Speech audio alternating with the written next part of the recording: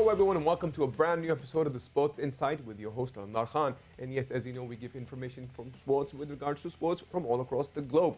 What you guys can do is you guys can surely reach out to us on our social media handles, which is at the rate of Indus News Sports. And that is basically both for Twitter and Instagram. But anyways, we'll go to the headlines first. And yes, from the world of Premier League, Liverpool manages to beat Wolves 1-0 on Monday.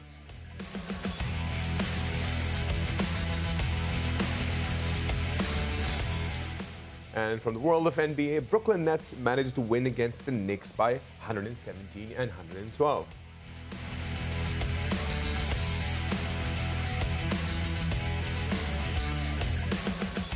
And from the world of cycling, Primoz Roglic actually suffered a dislocated shoulder during the Paris-Nice race.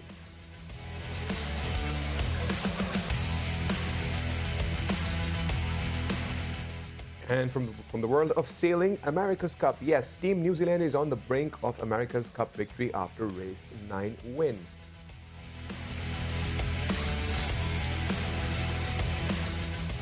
And yes, those were the headlines. And to discuss more about the headlines, as mentioned in the first segment, which was obviously the headlines with regards to Premier League, on how Liverpool actually managed to beat the Wolves 1-0 on Monday.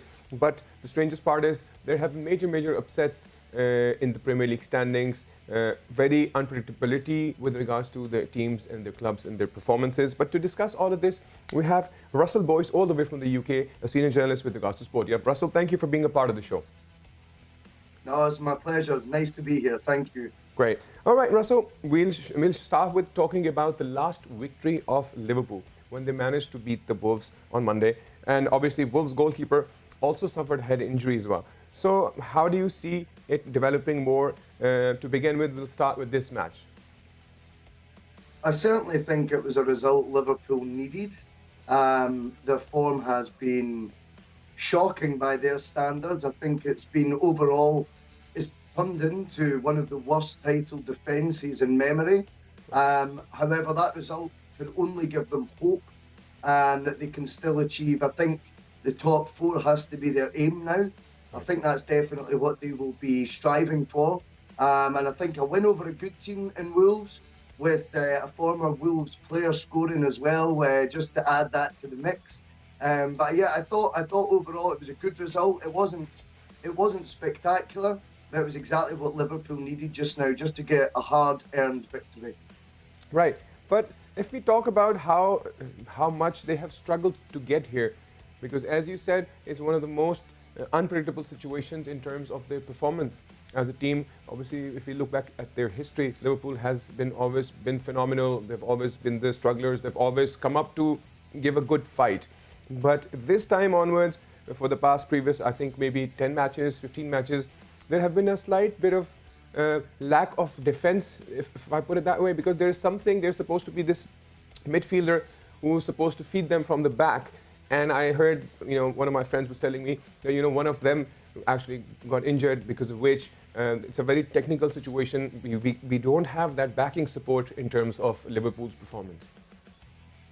Yeah, I think it's important that you touch about at the back, because Virgil van Dijk, known, across the UK widely as probably the best defender in the world on his day, right, and they've not been able to call on him once this season. Right. I think that's really hurt Liverpool. I think when you take out the best player of any team, they're going to struggle. And I think Virgil van Dijk missing for Liverpool all season has been, disastrous for them, to be fair. I also think, though, that I know you're talking about the last 10 to 15 games. I happen to feel that Klopp, the manager, hasn't been aware of what his best defence is. Right. And I think at times, even though he signed defenders in January, right, he still, in the big games, chose to play midfielders like Henderson, like Fabinho, at the back instead. And I don't think that's benefited Liverpool overall. So yes, we were basically talking about how Liverpool has that backing issue. And, and not only that, you also talked about the managerial side, how the manager plays an important part in the performance. And if we talk about managers, we can surely jump into the next side, which is obviously if we talk about Chelsea. If we look at Chelsea's performance in the recent matches, they have been on fire. initially they were absolutely unlike Chelsea, and everybody was like, what is happening? Even if you talk about Frank Lampard being a great footballer, he was unable to drive the team with the force which was needed for Chelsea. So instantaneous change and turn of events through Thomas Tuchel coming in, how does that impact Chelsea itself? I think Tuchel's got excellent experience of working, obviously, in two of the major leagues already. I think he was an extremely calming influence at a time where Chelsea's season looked like it could be in freefall. They were certainly not picking up anywhere near the sort of results that you would expect after a £200 million summer spending spree. And I think Tuchel's got them back to basics. The defence looked again with Chelsea a wee bit ropey, so he changed it to a back three. He's went with quantity as opposed to quality at the back, I think, as well. By increasing those numbers, and it's given them more stability. He's got a fantastic defensive record there now. He's doing a really, really good job. Chelsea, for me, are a stick-on for the top four now, and I don't think before Thomas Tuchel took over, I don't think we were saying that. So, yeah, fair play to him. He's done a great job. Absolutely. If we literally look back, there have been 12 unbeaten games, 10 clean sheets, 2 goals conceded, 13 goals scored. Where was this when Frank Lampard was around? Yeah, I agree. I think, as I say, I think he did something very simple but very effective, and he just changed the 3 centre-backs at the back to give them that extra stability. I think it's worked a treat for them tactically. I think he's given a real confidence to the squad that seemed to just be on the slide under Lampard. I mean, how much Lampard can take responsibility for that, I'm not entirely sure. I just think it was an accumulation of bad results. Just the morale was going low. They didn't play with the same swagger and confidence that's required. And I think since Tuchel's came in there, he's got them back to basics, a more solid unit, and they're doing the simple things very effectively right now. Right. Even if we look at how Tuchel actually came into being for Chelsea, it seems more like a divine intervention. He was with the PSG, he was in his own world, eventually. And same goes for Frank Lampard. He was trying his best. They were looking for someone. And at that very right moment when the decision had to be taken, there was an availability of Tuchel, and, this all magical spell happened. Yeah, the timing was everything, wasn't it? I think you're absolutely right. I feel that in modern day football, I know, divine intervention, but I think the chairman are always very aware of who they can approach as their next manager before they remove their current manager. I think that goes on in football now at the top level. So I'm convinced that when Mr. Abramovich decided to let Lampard go, that he was fully aware that he was already going to appoint Thomas Tuchel as his next boss before he had told Frank Lampard that he was going to go. That has to be done because succession planning is so important. I think we all know that. In football, you have to have the right candidate lined up to take over. So they've done that the right way. It's paid off for them. I think it was sad that a club legend has to leave, but they have to do what's right for the football club in the here and now. And Thomas Tuchel, so far, so good. True, very true. Let's talk about comments with regards to the second match, which was Manchester United managed to draw against AC Milan 1-1. Even if we look at how they even managed to win against Man City, we can surely talk about those in numbers now. Yeah, I think Manchester United are a mixed bag this season. I thought it was an excellent display against Manchester City. I thought Solskjaer won the battle in the managerial dugouts. I thought he did very well against a flying Manchester City, let's be honest. However, I actually felt on Thursday against Milan, if I'm being completely honest to you, that Milan thoroughly deserved at least the draw. And that was at Old Trafford, of course. I think Manchester United's performance level will need to increase a lot when they play against Milan. Right. And besides that, even if we look at their upcoming performances. Even if we look at the charts right now, Manchester City obviously is leading with 71 points, where Manchester United is 57, Leicester City is 56, Chelsea is 51. What are your predictions with regards to the top four that could actually be the top four that, in the current scenario, in the current standing? Because I know we all pretty much see where Manchester City is, but besides that, let's talk about those second, third, and fourth places. No, I think you're absolutely right. I think it's a fascinating battle, isn't it? First and foremost. Even in the managerial side of things, you have a Tottenham Hotspur side that, wins 6 games on the spin and then were terrible in the North London derby. You have Arsenal, who now look resurgent. Could these sides, have a big say in the top four? Perhaps they might not make it in there. I think Spurs will have, certain ambitions to. But then you've got Brendan Rodgers at Leicester, who is working miracles there. He's doing a fantastic job. They play great football.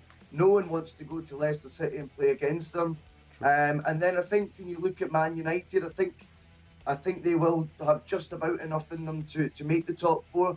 We all know Manchester City are going to win the league. Right. Chelsea, I've already said, I think will make the top four with Thomas Tuchel there. True. So yeah, I think you're looking, between Leicester and I'm going to say Tottenham. I think for me that'll be the two sides. I don't think Everton will make it. I don't think Arsenal will make it. I think it'll be between Brendan Rodgers, Leicester, and Jose Mourinho's Tottenham Hotspur. It could be a fascinating battle for fourth place. So do you have any hope with regards to Liverpool coming up or reaching to that point yet? No. Doubtful? Right. So doubtful. It's pretty doubtful. I'll tell you why. I think Liverpool have a wealth of experience of winning, trophies under Klopp. They don't have a wealth of taking defeats, often with Jurgen Klopp at the helm. This is a new learning curve for Liverpool. True. Liverpool are now learning to deal with a poor season, which they've never really had under Jurgen Klopp yet. It's a shame that it's happened, but they are looking to me to, completely devoid of all confidence. And it seems crazy to rule out the champions, but for me, Liverpool will not make that top four. I don't see enough spark about them. I think there are key players that are missing. We've touched on. True. I think also they have key players like Salah, perhaps, who looks to me like he's heading towards the exit door. And if his head's been turned, is there maybe a bit of discontent in the dressing room? I'm not sure. But Liverpool, for me, aren't going to be the side that make up that top four. No, I'm sorry. Right. Well, Russell, thank you for being with us and discussing all the updates with regards to the English Premier League. We'll surely have you again someday on board. Thank you once again. So that was Russell, and he actually did point out some very interesting queries with regards to how the chart may seem with regards to Manchester City still being on top, Manchester United being on the second. But yes, the struggle of Chelsea continues and they're still struggling. And Leicester City still has that plus. So the standing is currently the same. Let's hope for the best what happens in the few matches. But anyways, what we'll do is we'll take a break and see you guys after the break.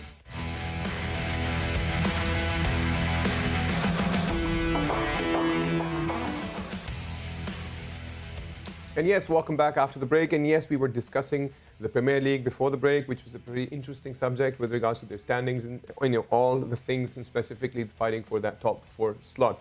Anyways, we're switching over to the world of NBA, and to discuss NBA's game, we surely have Abbas Abed all the way from the US. Abbas, thank you for being a part of the show. You're welcome. Thank you for having me. Cheers. All right, so Bas, we'll talk about the world of NBA for now. If we look back into the last match that took place, obviously Brooklyn Nets winning against the Knicks 117 by 112. Obviously, James Harden finishing at 21 points, 15 assists and 15 rebounds. So what's your take with regards to the performance of the team so far? To be honest, Nets really pulled off a close win over here. The game was in Brooklyn, playing against their neighbors from the New York Knicks. And to pull it off such closely over a last controversial call at the last 3 seconds is really lucky for Brooklyn Nets to pull it off at all. And the Knicks have really been ridiculed for the last few years for not playing good basketball, but this season they've come out strong. Coming into this game, they have won 9 out of the last 13 games. And particularly this game, they were on fire. The late game hustle from Julius Randle and RJ Barrett really got them back into the game. And it was not for the controversial travel call by the refs on Julius Randle when it was 3.2 seconds remaining on the shot clock. Right. It would have been, results could have been different. So Nets were just lucky to get a W from here. Kyrie Irving chipped in with 34 points. James Harden, as you mentioned, with 21 points, 15 rebounds, 15 assists. That's a triple-double. On the other side, Julius Randle, the first-time All-Star, scored 33 points, 12 rebounds, 6 assists, alongside RJ Barrett, who was playing really good basketball with 23 points. Right. So how do you see, is current situation of Kevin Durant still right there or not? Because I remember he was suffering an injury as well. Yes, Kevin Durant is still injured, and he is still out for the next 3 weeks, I suppose, and until further investigation by the doctors. And till the time Kevin Durant is not back into the team, we cannot have a full-scale view of what the Brooklyn Nets or how dangerous they will look come post-season. And this has always been a big thing in the NBA because number one thing is they have all the firepower they could have. They have the big three in the Kevin Durant, James Harden, and Kyrie Irving. They have all the pieces in place. But still, you have to develop chemistry. You have to be able to play enough games before the postseason to have enough chemistry to go against the giants they're going against. And especially, they will be, I believe, tackled or given a tough go by the Philadelphia 76ers in the East because they're also playing a ball of their life. Joel Embiid is also currently injured, but once back, they are a really good gelled-in group. And Ben Simmons and Joel Embiid have been really good this year. Joel Embiid was the top MVP candidate before going out with the injury. So it will be a tough road for the Nets. And this injury of Kevin Durant will definitely hurt their chances in developing a chemistry. I know they might come out as number one in the East, but still, if they do not develop enough chemistry come post-season, they will have trouble because the teams out there in the East are really hungry, are looking out at the Nets really hungry. Right. So you talked about the 76ers. How are they, I mean, their team performance with regards to the points, obviously they're topping the charts on the Eastern Conference. How do you see that developing for them in the future? It is a really good team backed by a really good coach, and all the pieces are in place. They've been together long enough. They have enough chemistry. People have been calling off Ben Simmons for not shooting the basketball really good, but he has really developed his shooting skill. I mean, he's still not the best three-point shooter. He's no Steph Curry, to be honest. But still, he can shoot now. He has more confidence in his stroke. He's driving with more vigor, more passion, going to the hole every single time, as suggested by all the NBA gurus and analytics and coaches. So the team is really good. The driving force is Ben Simmons, but Joel Embiid is also playing a ball of his life. But they have been really, really disappointing in the postseason for the past couple of years. But I believe this year will be different. And again, to see who will come out on top out of the East is still a question to be answered. I believe it will be either Brooklyn Nets or the Philadelphia 76ers, but it all comes down to the health. Right. Talking about disappointment, let's go a few weeks back. Obviously, there was this specific event we were all talking about, the All-Star. With regards to the performance, obviously, Team Durant came up to 115, losing against Team LeBron. How was the match itself to begin with? Because we still had a lot of arguments and we surely had a word with different people. As per them, it was not up to the mark, obviously, because of, number one, the COVID situation. The courts were empty, and then came the performance side. So we'll talk about the COVID situation with regards to that, and then we'll come up to the performance side. So the All-Star game this year, as you said, had been disappointing. But the game actually happened before the game was even played. As I mentioned earlier, the last time I was in your show, that just let alone how good a player LeBron James is, he might be one of the best playing general managers in the league, or maybe in the history of the league. So the game happened at the draft when they were selecting teams. The team that LeBron put up against the Team Durant, I mean, Team Durant had no chance of them. To be honest, I'll be fair with Durant. My sympathies go to him. His team tried its best. But if you put Giannis Antetokounmpo, Steph Curry, Damian Lillard, LeBron James in one team, and then you put all the talent in the world in any other team and expect them to win, that's not going to happen. True. So it was a one-sided affair. Team LeBron won all 4 quarters because every quarter was counted as a separate game, and they beat Team Durant pretty decisively. So it was not pretty fun. But we knew when LeBron James puts his general manager cap on, a lot of other people really don't have a chance against him. True. Makes a lot of sense. Let's talk about Giannis named as the MVP from Team LeBron. So how was that? Was that something that you had expected as the result?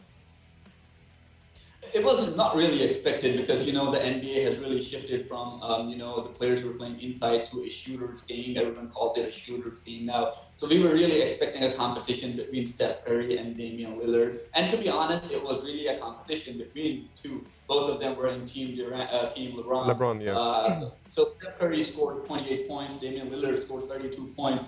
But still, Giannis was able to rack up 35 points, 7 rebounds, 3 assists, and he was going to the hole at will. And on top of that, he shot 16 from 16 from the floor. 16 Right. from 16 is an amazing number. It had three-pointers included in it.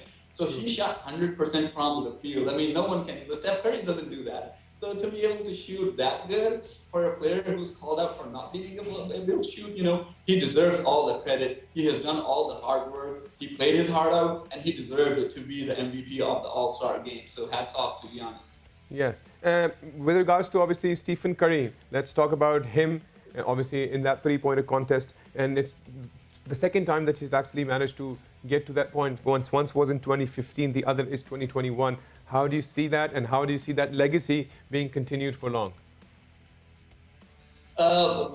My personal view is they should stop letting Steph Curry get into the three-point contest. What they should do is just name the trophy after him instead of calling it the Mountain Dew three-point trophy. Just call it the Steph Curry trophy and give it to whoever comes second, because there's really no competition. Steph Curry shoots so effortlessly. Everyone knows he's the greatest three-point shooter in the history of the league.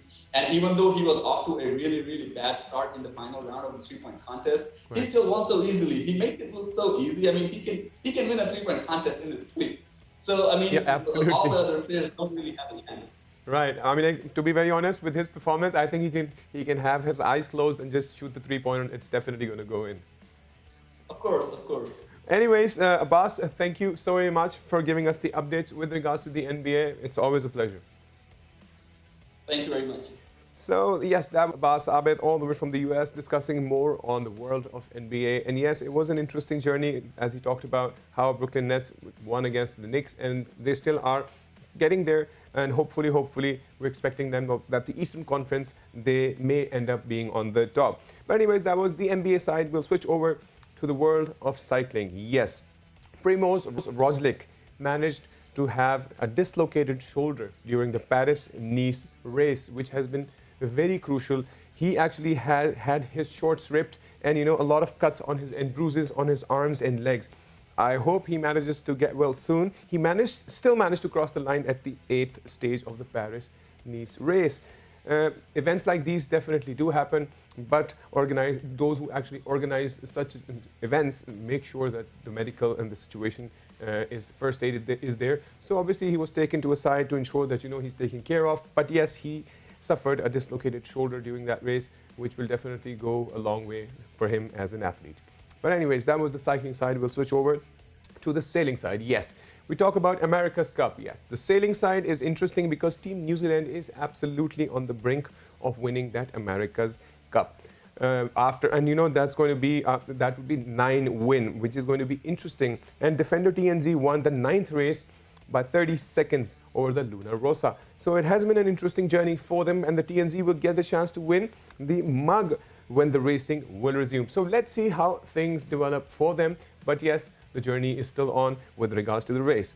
But anyways, if you guys want to reach out to us, you surely can on our social media handles, which is at the rate of Indus Sports. That is both for Twitter and Instagram. Till then, take good care of yourself, and bye-bye.